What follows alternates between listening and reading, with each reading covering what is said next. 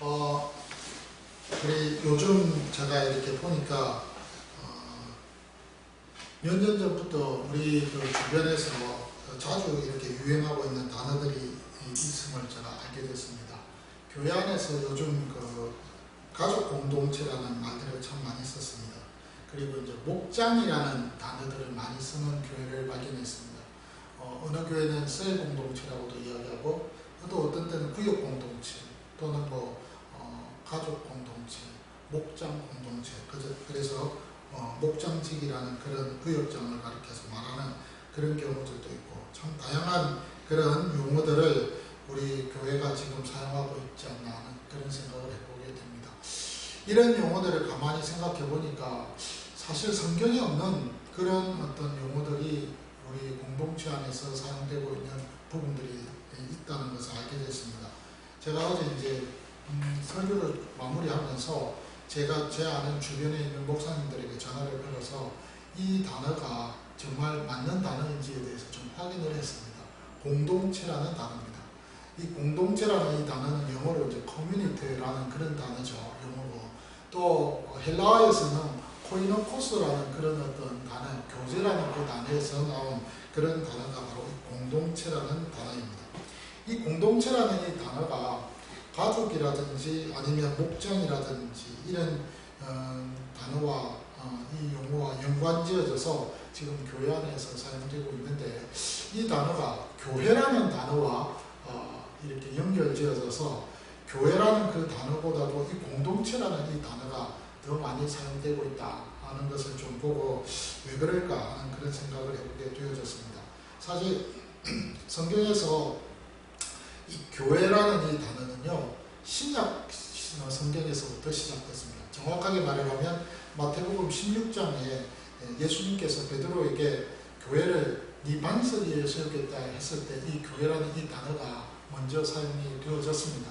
이 교회라는 단어는 에클레시아라는 그런 헬라어입니다. 에크라는 말은 아우터라는 밖으로라는 말이고 클레오라는 이 말 부르다라는 말입니다. 그래서 밖으로 부르는 것을 에클레시아라고 그렇게 말을 하죠. 그래서 에클레시아라는 이 교회라는 이 공동체 이 단어 자체가 밖으로 부름받은 자들, 다른 말로 이야기하면 예수 그리스도를 알고 믿고 고백하는 그 모여있는 무리들을 가리켜서 교회다라고 그렇게 설명을 합니다. 지난주에 어느 우리 교회 성도님이 교회가 무엇이냐에 대해서 질문을 하길래 제가 그렇게 설명을 드렸습니다. 근데 이 교회라는 단어보다 요즘은 공동체라는 단어, 목장이라는 단어가 참 많이 유행하고 있다고 생각을 합니다. 사실 이 공동체라는 이 단어와 목장이라는 단어, 그리고 교회라는 단어, 그리고 또는 가족이라는 이런 단어 자체가 가정교회라고 하는 이런 단어 자체가 무엇을 의미할까에 대해서 좀 곰곰이 생각해 보았습니다. 무엇을 의미할까? 사실 이런 모든 단어들은요, 한 사람이 아니라는 것입니다. 한 사람 이상이라는 것이죠. 나 혼자서 예수 믿는 것이 아니라 나와 함께 여러 사람들이 무리지어서 함께 예수 믿는 사람들을 가리키고 있다는 그런 말이 되어집니다. 그러니까 결국 무슨 말이냐면 예수 믿는 것은 혼자서 예수 믿는 것이 아니라 함께 예수를 믿는다 하는 그런 말이 되겠습니다. 그래서 오늘 이 공동체라고 하는, 이 교회라고 하는, 가족이라고 하는, 목장이라고 하는 이런 것들을 우리 주님께서 우리에게 허락하신 이유가 뭘까에 대해서 좀 생각을 하면서 사실 오늘 저는 여러분에게 전도가 엄연이라는 그 어떤 단어에 대해서 한번 생각을 좀 해봐야 되지 않을까 생각합니다. 사실 전도에 대한 그런 설교를 제가 잘 하질 않았습니다. 그런데 오늘 본문의 이 사도행전 26장에 있는 이 내용의 말씀이 참 우리에게 도전을 주는 그런 말씀이라서 제가 전도는 엄연이라는 그런 차원에서 한번 생각을 해보려고 합니다. 오늘 제목은요, 제가 이렇게 정했습니다. 전도는 하나님 나라의 확장이라고 제가 정했습니다. 물론 전도는 하나님께서 명령하신 명령입니다. 그러나 사실은 그 하나님이 명령하신 그 명령에 있어서 최종 목적은 전도는 하나님 나라 확장입니다. 하나님 나라 확장입니다. 다른 말로 이야기하면 한 개인의 모든 사람들에게 복음을 전함으로써 그 복음을 들은 사람들이 하나님의 사람이 되어져서 하나님의 사람의 공동체로 이루는 것, 이것이 바로 전도라는 그런 의미가 되겠죠. 그래서 오늘 본문의 사도 바울은요, 이런 부분에 대해서 우리에게 좀 뭐랄까 암시적으로 좀 우리에게 뭔가를 알려주고 있는 그런 내용의 말씀을 전하고 있지 않나 하는 생각을 해보게 되어졌습니다. 오늘 사도 바울의 지금 마지막 부분입니다. 24절에서 32절까지의 내용입니다. 세 번째 재판을 받고 있는 모습입니다. 잘 아시다시피 벨릭스라는 총독과 베스토라는 총독, 그리고 마지막은 아그리파 왕 앞에서 이렇게 재판을 받고 있습니다. 이러한 재판을 받고 있는 이 바울의 모습을 가만히 보면 사실은 이 바울은요 지금 피고입니다. 죄 지은 사람의 신분으로서 지금 재판을 받고 있는 그런 상황입니다. 그런데요, 가만히 살펴보시면 여러분, 피고인데 피고 같지 않는 피고입니다. 그런 걸 못 느끼셨습니까? 피고인 것 같은데 피고는 피고인데 피고 같지 않는 피고. 죄인은 죄인이라고 하는데 죄인 같지 않은 죄인이라는 그런 말입니다. 그런 지금 바울의 모습입니다. 자신의 어떤 상황에 전혀 낙심하지 않고 지금 그리스도의 증인으로서의 그 사명을 아주 자신있게 담대하게 지금 그 일을 힘쓰고 있는 것을 보게 됩니다. 오늘 그 본문에 있어서 24절에 얼마나 바울이 힘써서 그 사명을 감당했던지 오늘 본문의 베스도가 지금 이렇게 외치고 있습니다. 이러한 외침에 있어서 여러분 들어보십시오. 바울아, 네가 미쳤도다. 네 많은 학문이 너를 미치게 한다. 예, 기가 막힙니다. 자신있게 복음을 전했는데 그 복음을 전한 그 일에 있어서 대가는요, 미친 사람의 취급을 하고 있다는 그 사실이죠. 정말 너무나도 모순적인 그런 모습이 아닙니까? 너는 미쳤다는 겁니다. 그 미친 것도 그 바울의 그 학문 때문에 그 미치게 했다는 것입니다. 바울이 아무리 공부를 잘하고 또 많은 것을 배웠어도 그 학문이 만약에 바울을 미치게 했다면 그 학문은 죽은 학문이 되지 않겠습니까? 바울이 배웠던 학문은요, 복음입니다. 다른 말로 이야기하면 우리가 여기서 본문에서 이야기한 대로라면 구약의 하나님의 말씀, 토라를 공부했습니다. 그 토라를 공부했던 그 사람이 토라 때문에 미쳤다는 것입니다.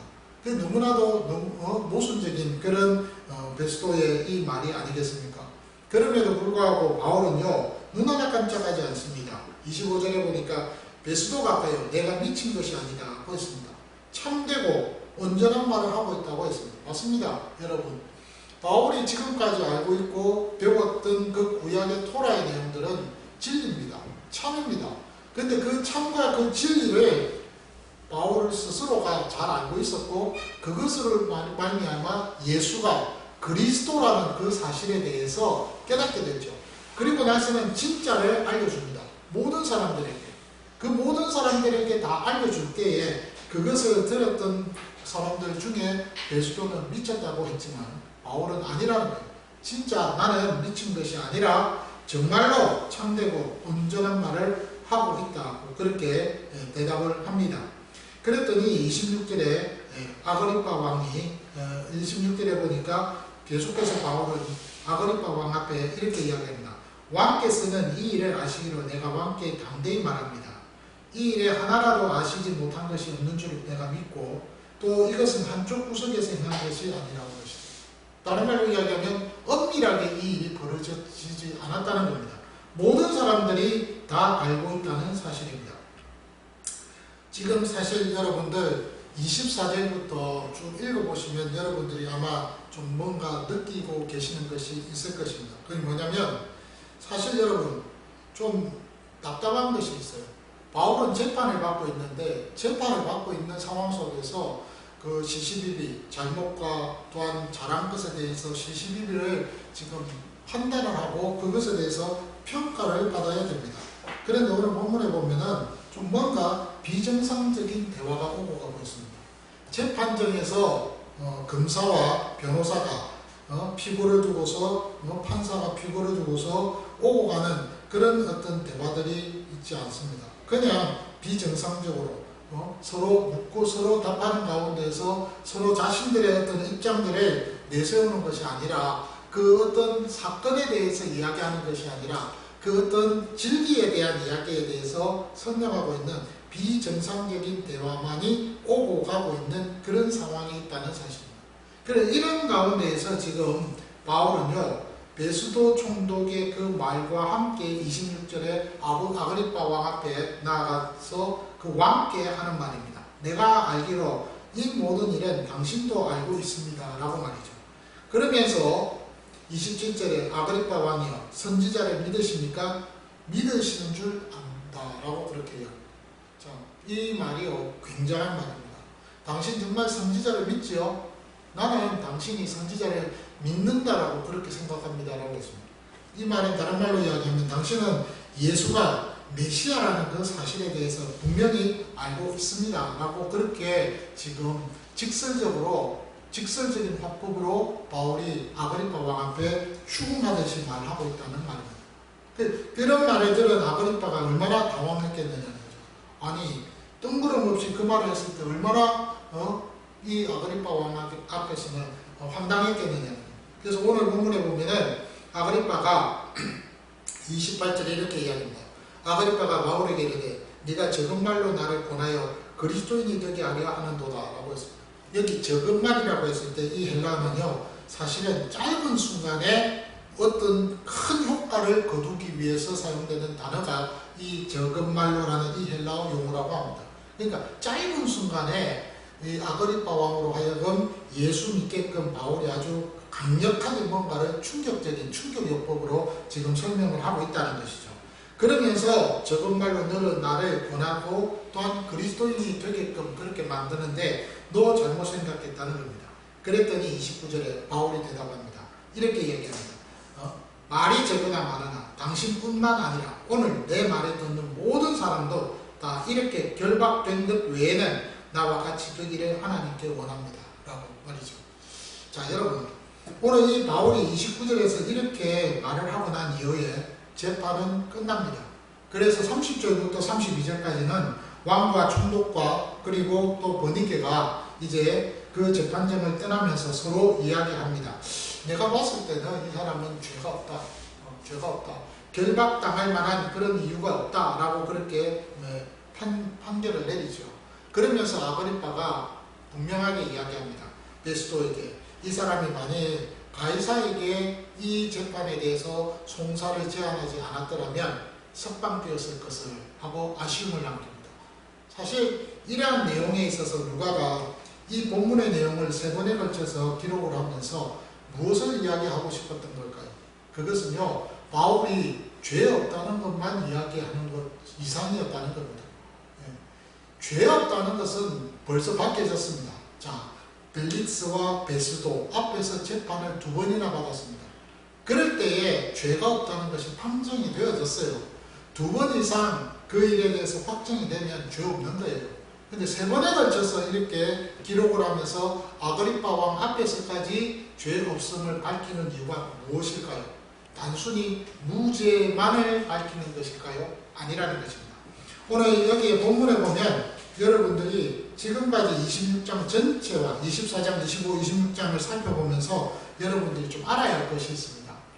벨릭스 총독 앞에서는 바울은 아주 충성된 유대인이라는 사실에 대해서 밝히려고 하고 있었다는 겁니다. 벨릭스 앞에서 누가가 기록을 하면서 바울은 진짜 충성된 유대인이다. 그렇게 설명을 합니다. 왜냐하면 바울 자신이 그 옛날 예수 만나기 전에 자신의 그 모습이 어땠던가를 설명을 할 때 자기는 바리새인 중에 바리새인이라고 했습니다. 그리고 토라를 철저하게 지킨다고 했습니다. 그렇게 열정적으로 모든 일에 최선을 다했던 사람이라고 했습니다. 이것 말고 충성된 일꾼 말고 뭐가 있겠습니까? 이렇게 충성된 유대인이라는 거예요. 벨릭스 앞에서 누가는 바울은 정말로 유대인으로서는 진짜 유대인이다. 이런 유대인은 없다. 라고 그렇게 밝히려고 했던 거예요. 그리고 베스도 총독 앞에서는 로마인으로서 충성된 로마인이라는 거예요. 뭐 반란을 일으키려고 했다든지 선동을 일으킨다든지 뭐 이런 것들이 전혀 없고 정말 충직하게 황제를 잘 섬기려고 했던 그런 인물이었다는 것을 밝히려고 했다는 것입니다. 그리고 아그리빠 왕 앞에서는 충성된 그리스도인이라는 사실을 분명하게 보여주기 위해서 바울에 대해서 이 세 가지의 재판 기사를 기록하고 있는 것입니다. 이러면서 바울은요, 지금 이러한 모습 속에서 이 사도행전 24장부터 26장까지 읽어주는 많은 독자들로 하여금 바울이 어떤 인물인가 하는 것을 깨닫게 하는 거예요. 이렇게 바울은 충직한 사람이었구나. 로마인으로서, 유대인으로서, 그러면서 또한 더 나아가서 그리스도인으로, 예수 믿는 사람으로서의 이 삶에 있어서 바울이 정말 멋진 삶을 살았구나 하는 것을 이제 알려주고 있는 거예요. 근데 여러분, 오늘 이 본문에서 이렇게 누가가 바울의 모습을 보여주면서 한 가지 이렇게 꼭 집어서 우리에게 설명하고 있는 것이 있습니다. 그것은 29절입니다. 내가 결박된 것 외에는 다 나와 같이 되기를 원합니다 라는 이 말, 바울에게 있어서 최종적인 말입니다. 벨릭스 총독과 베스도 총독과 아가리파 그 왕 앞에서도 똑같은 이야기를 했어요. 예수님은 그리스도라는 거예요. 그 예수가 그리스도고 내가 전하는 그 예수가 그리스도라는 이 사실은 그 옛날 구약시대 때부터 지금 우리가 소망하고 있었고 여호와 하나님께서 약속하셨던 그 인물이라는 사실에 대해서 분명하게 가르치면서 이 예수가 그리스도이라는 이 사실을 믿으면 좋겠다는 거예요. 나처럼 좀 믿었으면 좋겠다는 거예요. 그래서 결박된 것 외에는 이렇게 나처럼 좀 믿어서 나와 함께 이 공동체 안에서 이 하나님의 나라를 세우는 데 있어서 힘을 쓰는 우리 모두가 되어졌으면 정말 좋겠다는 것이 바울의 심정이었다는 사실입니다. 오늘 제가 이 말씀을 묵상을 하면서 그런 생각을 해봤어요. 제가 앞서 말씀드린 대로 전도는 어명이다라는 말이 있습니다. 이 말이 책으로 나와 있는데요. 부산에 무슨 교회입니까? 부산의 교회 어느 목사님이 이 전도에 아주 이렇게 열정을 가지고서 전도를 하시는 목사님이 계십니다. 그래서 그 목사님이 지은 책 이름이 제목이 전도는 어명이다라는 제목이에요. 사실 여러 가지 이유가 있겠지만 저는 왜 하나님께서 전도를 하라고 하셨을까? 우리가 잘 아는 대로 디모데에게 바울이 그렇게 이야기했습니다. 디모데후서 4장 2절을 보면 때를 얻든지 못 얻든지 너희는 말씀을 전하는 그 일에 힘쓰라고 했습니다. 이때 이 말씀을 전하는 것은요, 단순히 사역자가 성도들에게 가르치는 그 일만 적용되는 것이 아니라 우리 모두가 다 말씀을 전하는 일에 힘을 써야 된다는 그런 말씀이에요. 그렇다면 왜 하나님이 우리에게 이런 어명을 내리셨을까라고 저 나름대로 생각을 해봤습니다. 바울에게 있어서 여러분, 바울이기 때문에 내가 결박된 것 외에는 다 나처럼 이렇게 되었으면 좋겠습니다. 그렇게 대답을 했을까요? 바울이기 때문에 그랬을까요? 아니에요. 바울이 아니더라도 성도들이라도 이런 대답을 할 수가 있다는 사실입니다. 어떻게 하면 할 수 있을까요? 그것은요, 예수가 그리스도라는 사실을 믿으면 가능하다는 겁니다. 제가 전도에 대한 책을 많이 읽었습니다만 전도에 대해서 제가 잘 설교를 안 하잖아요. 그런데 그 책들을 읽어보면 공통적으로 나오는 내용이 있습니다. 딱 두 가지입니다. 하나는 복음에 대해서 잘 모른다는 거예요. 다른 말로 이야기하면 예수가 그리스도라는 그 사실에 대해서 분명하게 확신을 갖고 믿어야 되는데 그 부분이 부족하다는 거예요. 두 번째는 뭐냐면 두려움, 무섭다는 거예요. 입 띄기가 무섭다는 거예요. 이 두 가지는 전도에 관련된 책자를 읽어보면 똑같이 나오는 말이에요.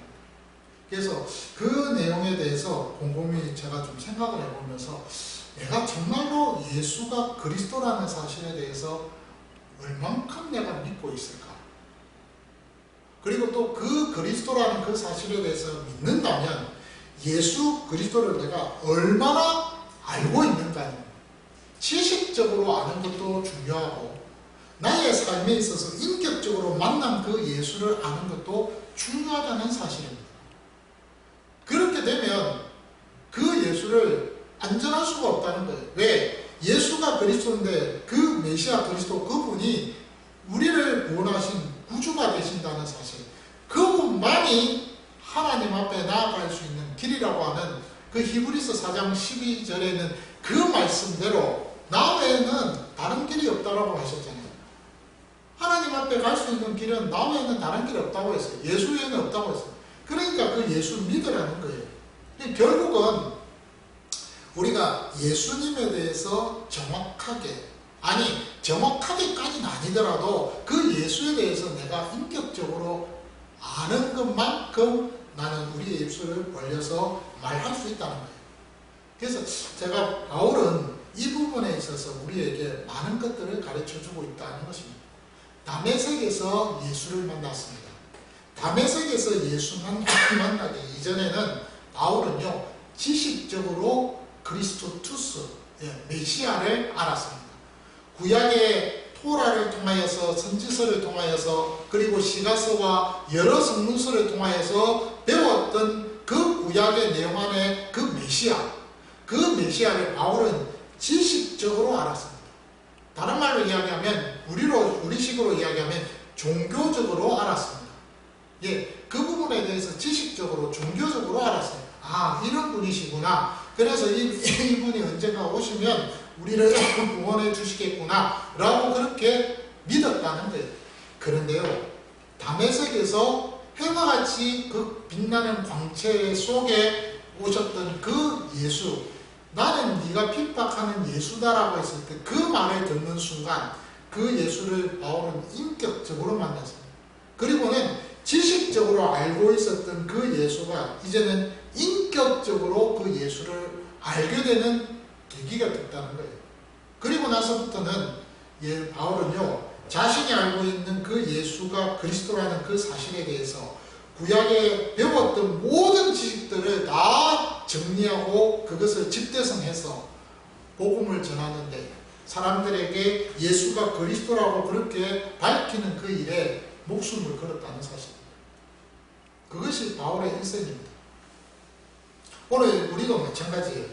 우리도 사실은 알면 얼마만큼 알겠습니까? 배웠으면 얼마만큼 배웠습니까? 그렇죠? 우리가 성경에 대해서 우리가 처음부터 끝까지 성경 말씀을 듣고 성경 공부를 통해서 배웠던 거 얼마나 많습니까? 그러나 배웠던들 얼만큼 우리가 아느냐는 거예요. 근데 중요한 것은 그렇게 많은 것들을 알든 모르든 중요한 건 인격적으로 그 예수를 만났을 때는요, 다르다는 거예요. 완전히 상황이 바뀐다는 거예요. 그 예수를 인격적으로 만났을 때는요, 내가 무엇을 하고 있고 내가 무엇을 전해야 되며 이 예수를 내가 어떻게 사람들에게 보여주어야 될 것인가에 대해서 고민하게 되어지더라는 말입니다. 그것이 전도예요.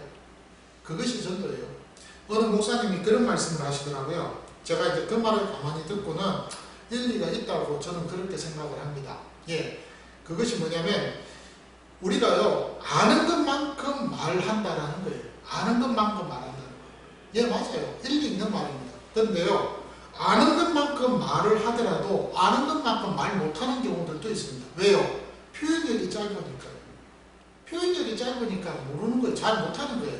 그런데 중요한 것은요, 그럼에도 불구하고 인격적으로 만나서 그 인격 속에서 파고든 그 예수 그리스도의 그 놀라운 은혜와 그 인격이 우리에게 파고들어 우리의 생명이 되어졌을 때는요, 이 표현력이 짧아도 듣는 사람으로 하여금 그 많은 것들을 깨닫고 그 심령에 그 나오는 그 표현을 통하여서 은혜를 받는 경우들이 더 많더라는 것입니다. 내가 생각지도 못했던, 내가 전혀 느끼지도 못했던 그런 어떤 생각들을 그 듣는 사람들은 생각하고 듣고 그것에 대해서 깨닫게 되어지더라는 것입니다.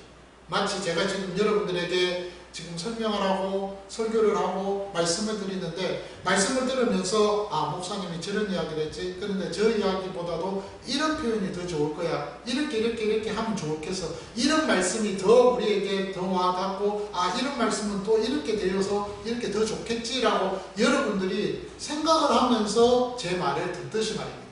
그렇듯이 그 모든 사람들이 전하는 사람의 말의 의도의 그 이상으로 많은 것을 느끼고 생각하는 경우들이 있다는 거예요. 그 누구에 의해서 가능합니까? 진리의 영에, 그리스도의 영에 의해서 가능해진다는 거예요. 그래서 우리가 예수를 그리스도로 아는 그 일에 있어서 힘을 써야 합니다. 예수가 그리스도라는 그 사실에 대해서 잊어서는 안 됩니다. 그냥 예수 그리스도라고 우리가 표현을 하지만 그 예수 그리스도가 바로 진짜구나 하는 것을 우리 스스로가 그 부분에 대해서 분명히 붙들고 있어야 됩니다. 그 말은 다른 말로 이야기하면 내 안에 영원한 생명이 그리스도의 그 생명이 있음을 한시도 잊어서는 안 된다는 거예요. 그런데요, 그것만 있어서는 안 된다는 거예요. 그거는 내 개인이 누리는 거잖아요. 그 신앙생활에 있어서 내 개인이 누리는 거예요. 그것으로 끝내서는 안 된다는 거예요. 바울은 지금 우리에게 뭘 이야기하고 있느냐면은 나는 내가 알고 있는 그 예수를 나로서 내가 누리고 즐기고 그것을 내가 참으로 느끼면서 살아가고 있는데 나는 여기서 끝나고 싶지 않다는 거예요. 그래서 오늘 본문에 아주 심한 이야기를 하는 거예요. 다 이렇게 결박된 것 외에는 지금 죄인으로 결박된 것 외에는 다 나와 같이 되기를 원합니다. 사실은요, 죄인으로서 결박된 것도 마찬가지겠지만은 바울은 어떤 심정이냐면 복음에 결박되어져서 나처럼 되어졌으면 좋겠습니다는 그런 의미하고도 똑같다는 거예요. 복음에 그리스도 안에서 하나가 되어서 복음에 결박된 자로서 복음에 매여서 살아가는 그런 사람으로 나처럼 그렇게 살아갔으면 좋겠습니다라고 바울은 지금 그 아그리파 왕과 그 주변에 있는 사람들에게 말하고 있는 거예요. 오늘 바울처럼 우리도 마찬가지예요. 인격적으로 만났던 그 예수 그리스도, 인격적으로 만났던 그 하나님 앞에서 우리의 삶에 있어서 모습들 여러분 다 있지 않습니까? 있잖아요. 내가 예수 만났을 때 얼마나 좋았습니까? 내가 그 만났던 그 나를 만나 주셨던 그 예수 얼마나 참 기뻤습니까? 그런데요, 그 예수를 누리는 그 나 자신만이 누리는 것으로 거기서 멈춰서는 안 된다는 거예요. 그것을 또 주변 사람들께도 같이 나누어서 함께 누렸으면 좋겠다는 거예요. 그것이 전도입니다. 그래서 전도는 하나님의 나라를 세워나가는 일이고 하나님의 나라를 확장시켜 나가는 일입니다. 이것이 우리 하나님이 원하시는 거예요. 하나님께서는요, 뭘 원하시느냐면 임마누엘을 하기를 원하십니다. 그 임마누엘은 개인 한 사람에게만 국한된 임마누엘이 아닙니다. 그것은요, 집단입니다. 모임입니다. 공동체입니다. 하나님은 우리 모두가, 그래서 오늘 본문에 여기 보십시오. 너희라고 표현되어 있습니다. 너라고 단수가 아니에요. 너희라고 되어 있습니다. 너희 하나님이 되고 너희는 내 백성이 되리라고 했습니다. 너희라는 복수를 썼어요. 왜일까요? 그것은 하나님의 소원은 우리 각자 한 사람 모두에게 다 적용되고 해당되어지는 것이기 때문에 그렇다는 거예요. 그래서 우리가요, 사실은 내가 알고 있는 예수를 그 믿었던 그 예수를 알고 알았던 그 예수를 전하는 일에 힘을 써야 됩니다. 근데 문제가 생겼어요. 그게 뭐냐면 두려움이라는 거예요. 앞서 제가 말씀드렸죠. 말뛰기가 힘들다는 겁니다. 행동으로 옮기기가 힘들다는 거예요. 그래서 좀 어렵다는 것이죠. 그래서 어렵다는 거예요. 어느 목사님이 그러더라고요. 여러분들 조금만 움직이면 됩니다. 어떻게 해요? 핸드폰 들고 이 버튼 눌러서 그래서 전화를 하면 됩니다. 라고 그렇게 이야기를 하더라고요. 제 아내가 사실 토요일마다 우리 몇몇 되지 않는 우리 성도님들이시지만 전화를 이렇게 버튼을 눌러서 그래서 전화를 합니다. 제가 옆에서 이렇게 보거든요. 어떤 경우에는 전화가 이제 통화될 때도 있고 안 될 때도 있는데 사실 제 아내 성격이 어떠냐면 전화를 잘 안 하는 성격입니다. 전화를 잘 안 하고 이렇게 전화 오는 것에 대해서는 받지만은 본인이 스스로가 이렇게 전화를 해서 그 사람을 챙기고 이렇게 하는 것을 잘 못해요. 그게 참 좀 아쉬움인데, 그래서 저는 또 그런 걸 잘해요. 문자도 주고 카톡도 여러분들도 보시다시피 아시겠지만 문장이 깁니다. 짧지가 않아요. 굉장히 문장 길게 해갖고, 그래서 제 아내도 저보고 당신은 참 말을 잘해 이렇게 이제 이야기를 하고 그렇게 이야기합니다. 근데 이제 제 아내가 유튜브를 통해서 어느 목사님 설교를 들었어요. 그 설교 말씀이 무슨 이야기냐면 같이 저도 들었습니다. 그 중에 뭐가 있느냐면 그 목사님이 그러더라고요. 자기가 힘들고 안 되는 것을 조금만 이렇게 노력해서 한번 해보면은 그때부터 자신이 붙어서 할 수 있다는 거예요. 그래서 이제 제 아내가 그러면 내가 한번 노력해서 버튼을 한번 눌러봐야지. 그러고 나서는 굉장히 열심히 버튼을 누르기를 시작했는데 그때부터 일이 생기더라고요.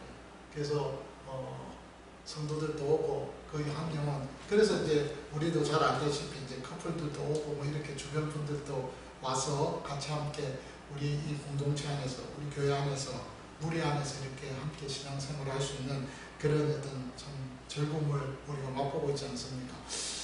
여러분 그렇습니다. 이 제가 안 되는 거를 할 수 있다라고 했을 때 이거는요 우리 힘으로는 안 되는 것 같아요. 안 되는 것 같아요. 그거는 많은 결단과 의지와 많은 어떤 그런 노력이 본인에게 필요합니다. 그걸 하라고 옆에서 이야기하더라도 그것을 당장 해야 될 당사자는요 좀 힘이 듭니다. 어쩔 수 없는 것 같아요. 근데 그것이 두려움이에요. 두려움. 근데 그 두려움을 없앨 수 있는 방법이 뭘까? 없어요. 그는 스스로가 하나님 앞에서 몸부림을 칠 수밖에 없다고 저는 생각합니다. 수많은 책들 보면 그 두려움은 우리가 하나님 앞에서 정말 열정을 가지고 하나님이 하실 수 있도록 믿음을 가지고 그거는 맞는 말이에요. 근데 현실적으로 우리가 보면 현실은 그렇지가 않아요. 하나님이 하신다고는 하지만 거기에는 내 의지도 함께 포함되어 있다는 거예요. 근데 그 의지를 포함시킬 때에 저와 여러분들이 잊어서는 안 될 것이 있어요. 뭘까요? 그것은 그 한 번의 나의 행동이 바로 엄청난 하나님의 놀라운 역사들이 일어나게 되어진다는 사실을 여러분 기억하셔야 된다는 거예요. 내 하나의 그 참 힘들게 했던 그 행동이 하나님께서는요 몇 단절로 큰 결과의 열매를 맺게끔 해주셨다는 사실입니다. 그렇기 때문에 여러분 우리가 참 하나님 앞에서 많은 것들을 누릴 수 있고 즐길 수 있는 거예요. 그리고 그 믿음의 영역이라는 것이 확장되어 간다는 사실입니다. 다른 게 없어요.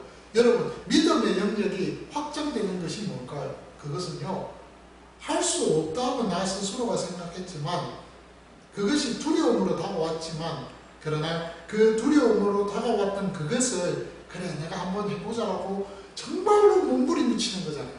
네. 안 되는 걸 되게끔 하려고 하는데 얼마나 그렇게 힘들겠어요. 근데요 그럴 때에 엄청난 결과가 왔을 때 이런 거였구나 라고 그때 깨닫게 되면요 그 다음의 행동은 쉬워질 수 있다는 사실. 왜요? 한번 맛을 봤으니까요. 한번 맛을 봤잖아요. 하나님이 하셨구나 라고 우리가 고백할 수 있는 거예요. 그래서 바울은 바로 그런 부분에 있어서 우리에게 알려주고 있습니다. 그런 부분, 이런 부분을 가르쳐줍니다.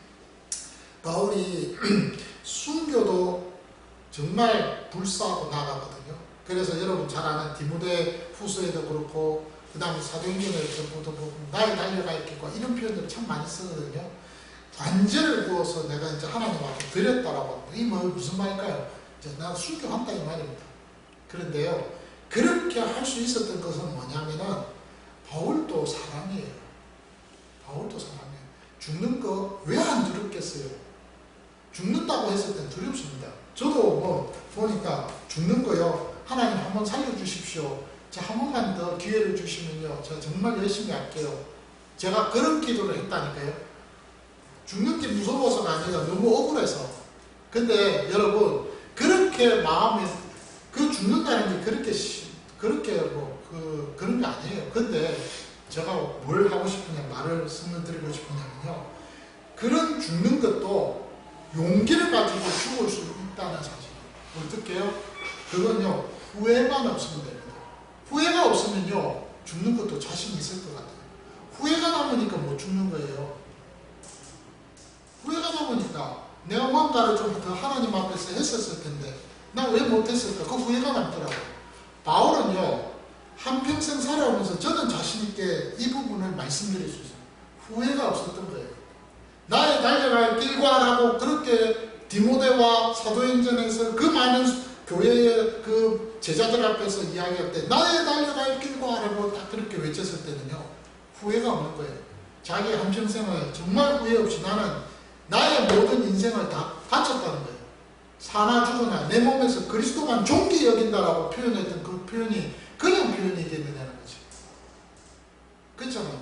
그러니까 참 그런 것 같아요. 우리가 우리의 삶에 있어서 인생을 살면서 저는요, 하나님 앞에서 한 번 주어진 인생을, 한 번 주어진 이 한 주님의 삶을 우리가 어떻게 살 것인가, 정말로 후회 없이 삽시다.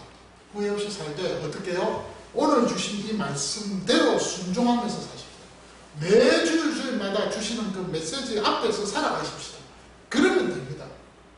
저는 매일매일 말씀을 준비하고 이 말씀이 오늘 이 한 주간 나에게 주신 말씀이다라고 저는 믿고 살아갑니다. 그러면서 주변 사람들에게 한마디라도, 주변 사람들에게 한 삶이라도 좀 더 보여드리고 싶어서 애를 씁니다. 여러분들도 그렇게 살았으면 좋겠습니다. 그러면서 정말로 하나님 앞에서 하나님의 나라가 확장되는 임마누엘의 공동체의 임마누엘을 우리 하나님이 원하신다라고, 그렇게 그 소원이라고 그것을 알고 우리 모두가 그 한 몫을 감당하는 저와 여러분들이 되었으면 정말 좋겠습니다. 이런 은혜의 주인공들이 되시길 주님의 이름으로 축원합니다.